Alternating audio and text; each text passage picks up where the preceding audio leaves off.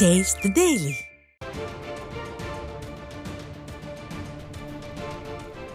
அண்மை செய்தி.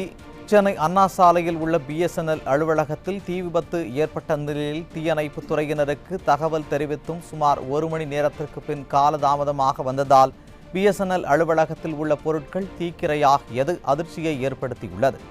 இதுகுறித்து செய்தியாளர் கோபாலகிருஷ்ணன் வழங்க கேட்கலாம். வணக்கம் கோபாலகிருஷ்ணன், கூடுதல் விவரங்களை வழங்கலாம்.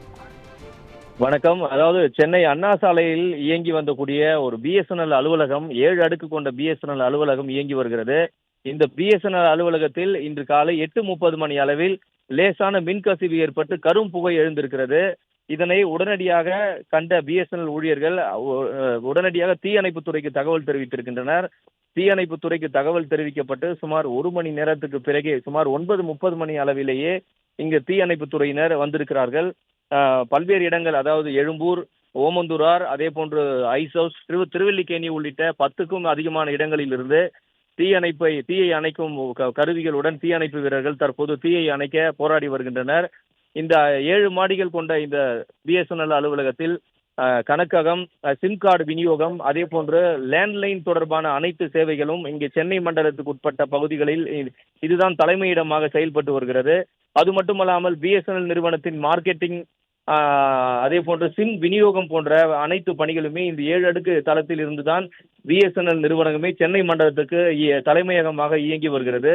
இந்த அலுவலகத்தில் இன்று காலை 8:30 மணி அளவில் 2வது தளம், அதாவது பேட்டரி, அதே போன்று இன்வெர்டர் போன்ற சேவைகள் 24 மணி நேரமும் இயங்கக்கூடிய கருவிகள் உள்ள இந்த 2வது தளத்தில் இன்று காலையில் ஏற்பட்ட மின் கசிவு தான் தற்போது பூதாகரமாக எரிந்து கொண்டிருக்கிறது.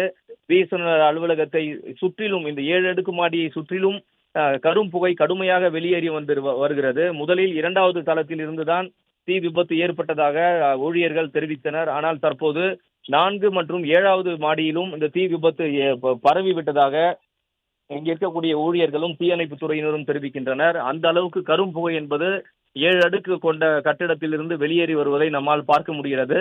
அண்ணா சாலை சுற்றிலும் போக்குவரத்து என்பது இருப்பதால் வாகன ஓட்டிகளும் சரி, பாதசாரிகளும் கடும் இன்னலுக்கு ஆளாகின்றனர். அண்ணா சாலையை சுற்றிலும் கரும் புகை வெளியேறுவதால் வாகன ஓட்டிகள் மூச்சு விடுவதில் சிரமம் ஏற்பட்டு அவதி அடைந்து செல்வதை நம்மால் பார்க்க முடிகிறது. பிஎஸ்என்எல் அலுவலகத்துக்கு காலையிலேயே வந்த ஊழியர்கள் தற்போது வெளியே நின்று கொண்டிருக்கின்றனர்.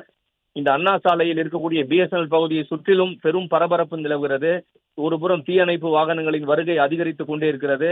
தீயணைப்பு வாகனங்களில் தண்ணீர் சேர்ந்து குடிநீர் வாரியத்திடமிருந்து தண்ணீரை வாங்கி தண்ணீரை பீச்சி அடித்து தீயை கட்டுக்குள் கொண்டு வரும் பணியில் தீயணைப்பு வீரர்கள் மிக தீவிரமாக ஈடுபட்டு கொண்டிருக்கின்றனர். கூடுதல் விவரங்களை வழங்கியமைக்கு நன்றி கோபாலகிருஷ்ணன்.